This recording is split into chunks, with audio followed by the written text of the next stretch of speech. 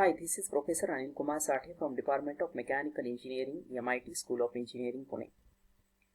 Today we are going to see derivation for volumetric efficiency. In the previous lecture, I have already explained you what is meant by volumetric efficiency. This volumetric efficiency is only because of clearance volume. If the clearance volume is provided, the PV diagram for the compression becomes like this. So you can see 0, it is away from top dead center, that is y-axis. This is the clearance volume. And this 0 to 1 is a stroke volume. But at the end of the cycle, what is the end of the cycle? 2 to 3 after the delivery process. So 3 is the end of the cycle. Inside the clearance volume, there is a residual air and which is at discharge pressure P2. So in this volume, there is a compressed air that is at pressure P2. So your suction valve will not open at top dead center. The opening of the suction valve is delayed. Why? Because the pressure inside the cylinder is not below atmospheric pressure. As you have already known, when the pressure inside the cylinder becomes vacuum, then and then only suction valve opens. But because of that residual air, suction valve opens little delayed. That is opening at point 4 away from the top dead center during downward travel of the piston from top dead center to bottom dead center. It opens at point 4. So this is the point actually suction valve opens, and from here onward, that is 4 to 1, actual suction happens. So this is effective suction, V1 minus V4. But you know, 0 to 1 is a total suction stroke. Effective suction is only between 4 to 1. So because of that, this volumetric efficiency come into picture. So what is the theoretical volume available for the suction? It is a complete suction stroke. 0 to 1, that is a stroke volume. And what is the effective suction during suction stroke? It is from 4 to 1. So V1 minus V4. So volumetric efficiency is defined as the ratio of actual volume sucked, means effective volume, to the theoretical volume available for the suction, means stroke volume. What is it? It is a breathing capacity or air handling capacity of the compressor. More is the volumetric efficiency, more is the delivery of the compressed air. For a good compressor, volumetric efficiency value should be higher. Now, let's imagine there is no clearance volume. If clearance volume is not there, there is no chance of residual air. And there is no residual air means there is no expansion. So your effective volume and theoretical volume becomes same. So if clearance volume is not present, effective volume, that is actual volume sucked, and theoretical volume becomes same. Ratio becomes 1, means volumetric efficiency becomes 100%. But as clearance volume is provided, volumetric efficiency is bound to be there, and that is less than 100%. So it is given by the expression eta V. Eta means efficiency, volumetric is equal to actual volume sucked divided by theoretical volume available for the suction. So what is the actual volume?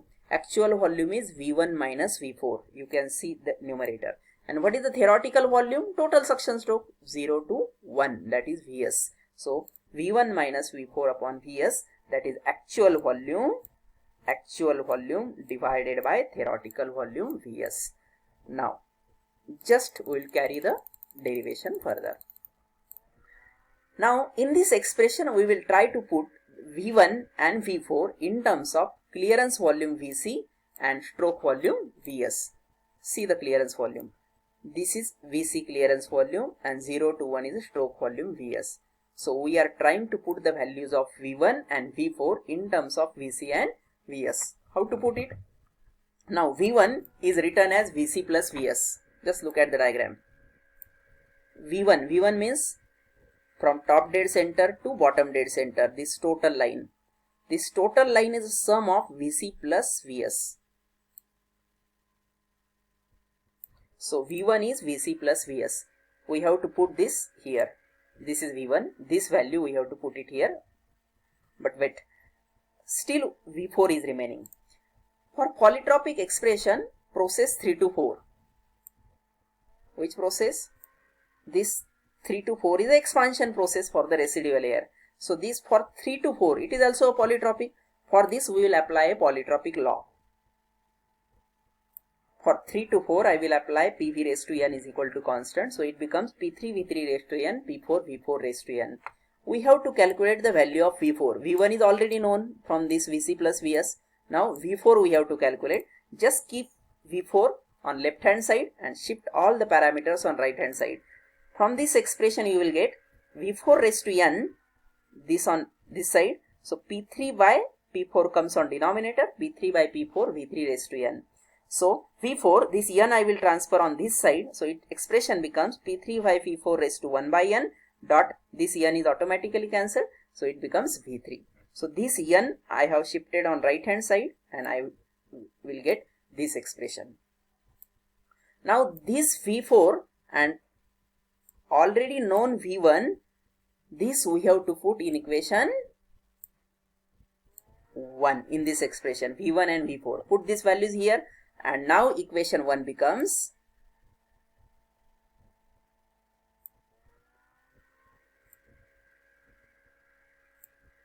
now wait a minute. Now as V4 is calculated, what is V3? V3 is Vc. V3 is Vc and P3 is what? P3 is P2 and P4 is P1.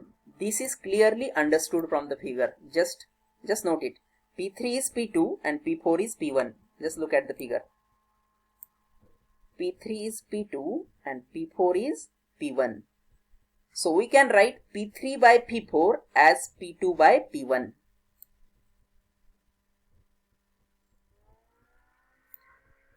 P3 by P4 I am writing as P2 by P1, 1 by n as it is. And what is V3? V3 is written as Vc. V3 is written as Vc. Again look at the figure. Why I have written V3 as Vc? So V3 and what is V3? V3 means this horizontal line and this is the clearance volume Vc. So V3 is Vc. So this expression becomes V4 P2 by P1 raised to 1 by n Vc. Now you are knowing the values of V1 and V4. Just put in that expression. Which expression? This expression from where we have started is here. We will try to put V1 and V4 in terms of Vc and Vs. We got V1, this one, and we got V4 also. See here. Put that V1 and V4 in that expression and you will get this. V1 is Vc plus Vs and V4 from this expression, put it here. Now we will simplify this equation further.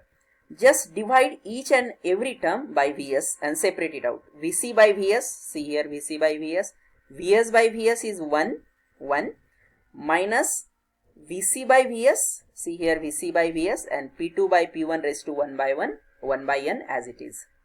Now I will take common Vc by Vs here. So 1 minus Vc by Vs common. What remains in bracket? P2 by P1 raised to 1 by n minus 1. You try by writing this expression by seeing this video. So when you are practicing, you will get the things understood very clearly. So eta V is equal to 1 minus this Vc by Vs I will replace by capital C. That capital C is called as clearance ratio or clearance factor. Most of the time in numerical, Vc by Vs is given in terms of clearance ratio or clearance factor, or it is expressed as clearance volume is 12% of stroke volume. So what is C? 0.12. If clearance volume is 5% of stroke volume, what is C? 5% means 0.05.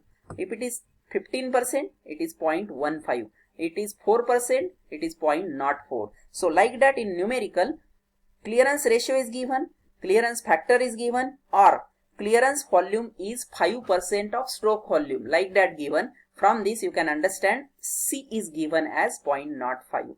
So C is 0.05. Just explain you for understanding the numericals. And RP means what? Pressure ratio. P2 by P1 is a pressure ratio, so it's a RP. raised to 1 by n minus 1. So this is the formula which you are using to calculate a volumetric efficiency when clearance factor is given, or clearance ratio is mentioned, or clearance volume is expressed as a percentage of stroke volume. Then you have to realize I have to use this particular formula for getting the answer of volumetric efficiency. So this is the expression for volumetric efficiency.